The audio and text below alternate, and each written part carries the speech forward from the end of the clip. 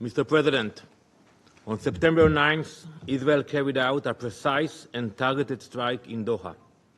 The strike targeted Hamas leaders who for years have planned and directed attacks against Israel, many times making these directives from the luxury confines in Doha. These terrorists were the sole target of the operation. The men targeted were not legitimate politicians, diplomats, or representatives. They were the masterminds of terror. They orchestrated the massacre on October 7th, murdering civilians, kidnapping children, raping women, wiping out entire communities.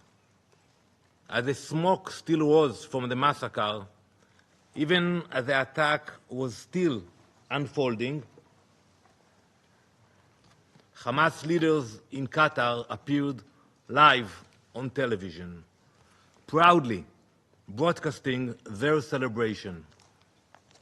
While Israelis hid in safe rooms, fled from gunfire, and endured murder, kidnapping, and rape, Hamas's leaders feasted and congratulated themselves in real time.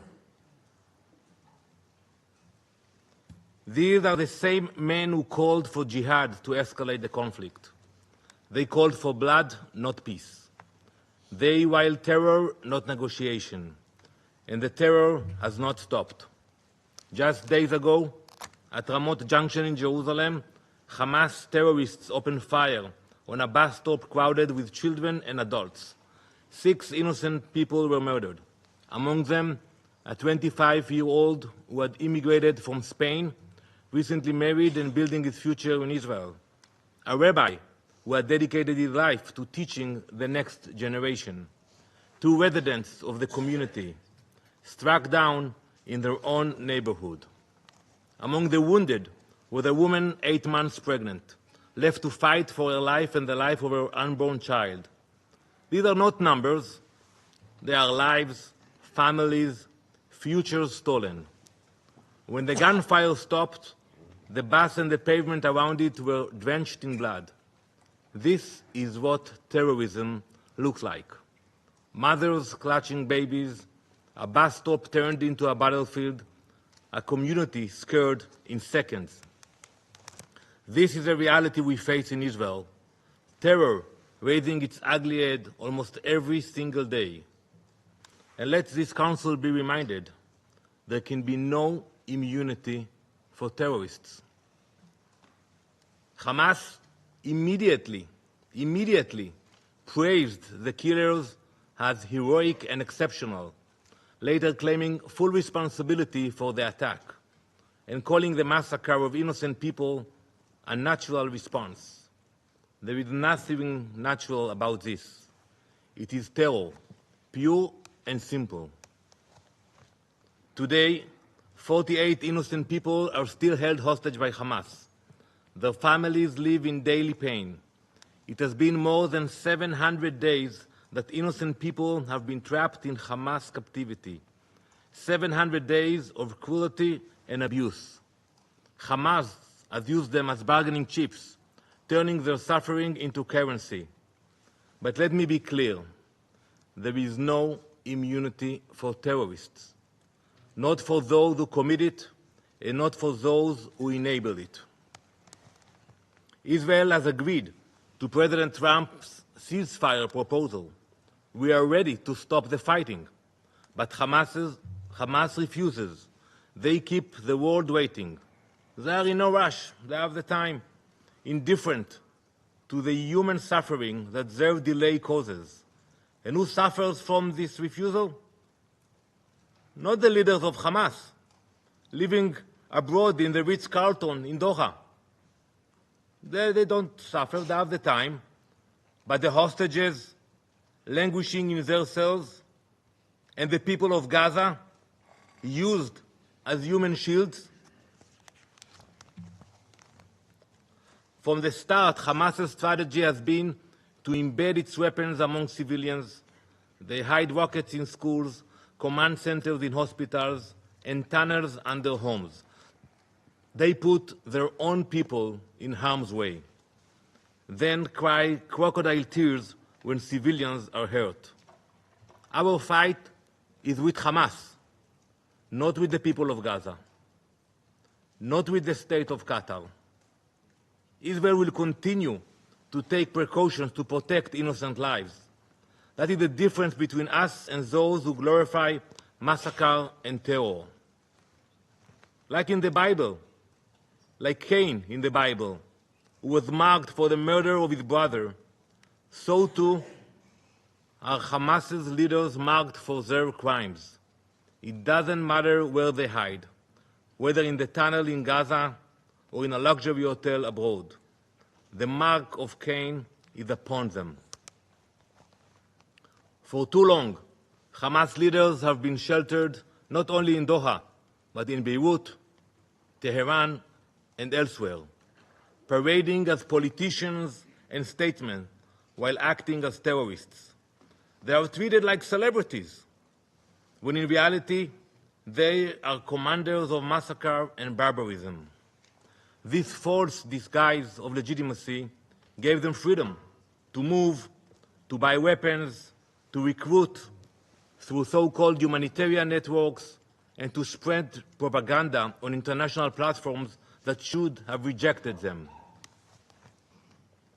This strike sends a message that should echo across this chamber. There is no sanctuary for terrorists, not in Gaza, not in Tehran, not in Doha. There is no immunity for terrorists. And yet, here in this council, some members chose to give Hamas legitimacy, even protection. Israel will not. We will act against the leaders of terror wherever they are hiding. Mr. President, we have heard today in this council allegations about a breach of the territorial sovereignty of Qatar. But one must ask, where were these concerns when sovereignty was violated by terror itself? On October 8, when Hezbollah launched rockets across Israel's border, when Houthis fired a ballistic missile at Ben Gurion airport, or just days ago, when a Houthi drone crashed into the arrivals hall of Rabon airport, injuring civilians. How can anyone hide behind allegations appealing to the principles of international law while giving legitimacy to those who openly glorify October 7th and continue to plot terror? Mr. President, this brings me to Qatar. Prime Minister Al-Thani, the time for Qatar to choose has come. For too long, Qatar has harbored terrorists, offering Hamas leaders sanctuary in luxury hotels while they orchestrate massacres and terror attacks. History will not be kind to accomplices. Either Qatar condemns Hamas, expels Hamas, and brings Hamas to justice, or Israel will. Mr. President, the world has faced moments like this before. Today, the world remembers the devastating terrorist attacks of September 11th. That tragic day, like October 7th for Israel, was a day of fire and blood. In the aftermath of 9/11, the countries that uphold freedom, equality, and democracy in this council stood shoulder to shoulder. 2 weeks later, this council adopted Resolution 1373. It said plainly, no state may harbor terrorists.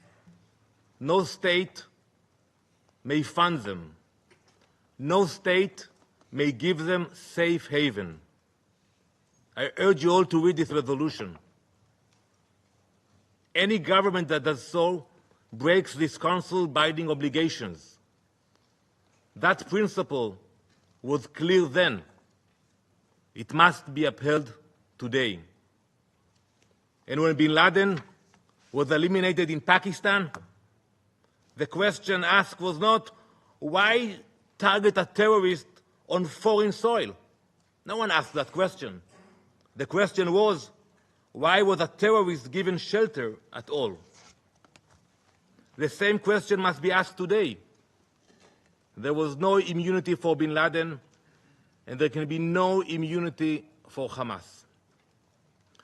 And in facing terror, history shows that members of this council have done the very same.